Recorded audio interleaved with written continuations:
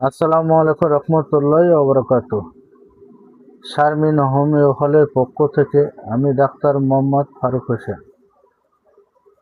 আজকে আলোচনা স্থানের টিউমারের বিষয় গুরুত্বপূর্ণ। কোনিয়াম এটা খুব গুরুত্বপূর্ণ ঔষধ। এর লক্ষণ ধীরে ধীরে শক্ত গাঁট তৈরি হয়, চাপ দিলে ব্যথা লাগে, বয়স্ক নারীদের বেশি হয়, স্থান শক্ত ও ভারী মনে হয়।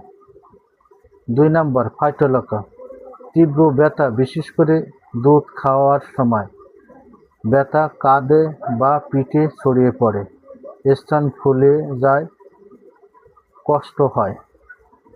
ক্যালক্রাপ হলো 3 নম্বর, শক্ত পাথরের মতন গাঁট ধীরে ধীরে বড় হয়, দীর্ঘদিন ধরে থাকে। 4 নম্বর সাইলেসিয়া, পুরনো গাঁট বা ফোড়া, পুঁজ হওয়া, প্রবলতা, শরীর দুর্বল ও ঠান্ডা করতে পারে না। গুরুত্বপূর্ণ সতর্কতা, স্থানে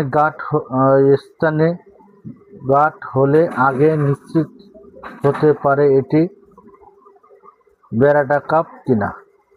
নিজে নিজে ঔষধ খাওয়া ঠিক নয়, হোমিওপ্যাথি নিলে অভিজ্ঞ ডাক্তারের পরামর্শ জরুরি।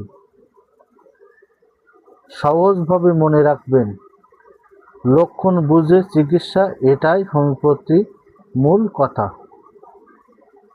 একই গাঁটে কিন্তু আলাদা মানুষের আলাদা ঔষধ। আজই যোগাযোগ করুন শারমিন হোমিও হলে।